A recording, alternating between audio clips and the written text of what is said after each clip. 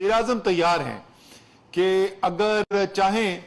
तो वो सोच रहे थे कि किसके साथ हम ये शेयर करें, किसको दिखाया जाए तो जिसके ऊपर कौम को एतबार होगा। तो एक ज़हन में उनको ये आया कि अगर हम ये सुप्रीम कोर्ट के चीफ जस्टिस को ये दिखा दें,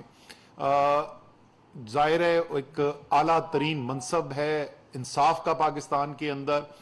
और वो भी एक बहुत बड़ी एक कुर्सी है, एक बहुत बड़ा ओहदा है जिसकी साख है इस मुल्क के अंदर। और जो चीफ जस्टिस साहब हैं उनकी ज़ाती तौर पर भी एक बड़ी अच्छी रेपुटेशन है, बहुत काबिल एहतराम, और लोग इज्जत की निगाह से उनको देखते हैं। तो वज़ीर आज़म ने कहा कि ये आज मैं कौम के सामने उनके बिहार पर ये ऐलान ज़रूर करूं कि अगर इसकी ज़रूरत हो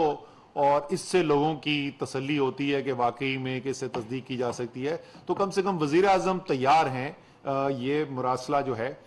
ये चीफ जस्टिस सुप्रीम कोर्ट के सामने रखने के। दोबारा मैं दोहरा दूं कौम के लिए कि ये लिखा जा रहा है मुरासला अदम एतमाद की तहरीक पेश होने से पहले, और उसके अंदर जिक्र हो रहा है, बड़ा वाज़े जिक्र हो रहा है इस बात का कि अदम एतमाद की तहरीक आ रही है। और उससे भी ज्यादा अहम, उसमें दो टोक अल्फाज के अंदर यह भी लिखा जा रहा है कि अगर अदम एतमाद की तहरीक कामयाब नहीं होती, अगर इमरान खान वजीर आजम रहते हैं, तो खौफनाक इसके नताइज आ सकते हैं। जिस धमकी की बात की वजीर आजम ने, वो बराह रास्त अदम एतमाद की तहरीक से जोड़कर वजीर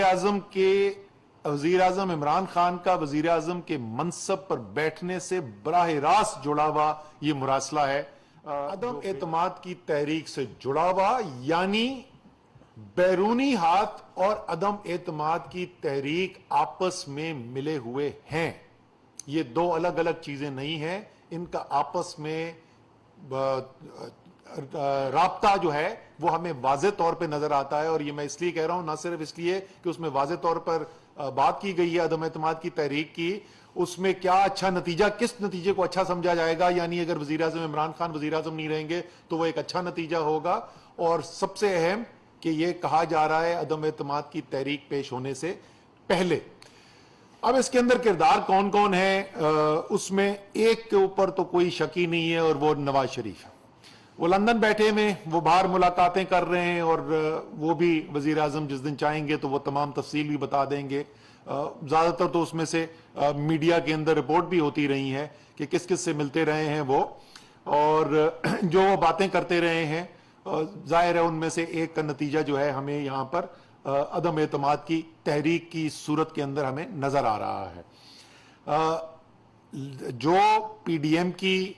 सीनियर लीडरशिप है वो भी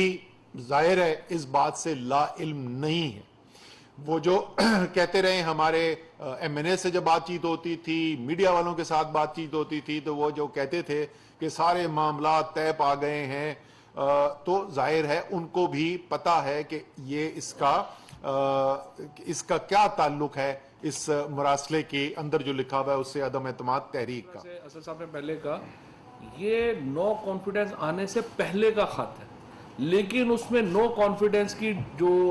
बातें हैं या डिटेल्स हैं या मेंशन है वो किया हुआ उसमें। तो इसका मतलब ये है कि जो लोग भी नो कॉन्फिडेंस को प्लान कर रहे थे, और मैं इसीलिए उस वक्त सबको कह रहा था नवाज शरीफ को बाहर ना जाने दो, क्योंकि इस तरह के लोग जब बाहर चले जाते हैं वो इंटरनेशनल एस्टैब्लिशमेंट का एक स्टूज बन जाते हैं, वो उनके अलाकार बन जाते हैं। सो जब आपने नवाज शरीफ वहाँ पे बैठ के, वहाँ पे उनकी जो मुलाकातें हुई हैं, जो बहुत सारी रिपोर्ट भी हुई हैं जिसमें उनकी इजराइली जो सफारतकार हैं उनसे मुलाकातें हैं, बाकी लोगों से मुलाकातें हैं, उसके बाद ये जो खत हमें आया है इसमें नो कॉन्फिडेंस से पहले आया है, लेकिन नो कॉन्फिडेंस का जिक्र है। ये प्रॉब्लमेटिक चीज़ है सारे की सारी इसमें। अच्छा सर, मेरे सवाल के दो हिस्से हैं।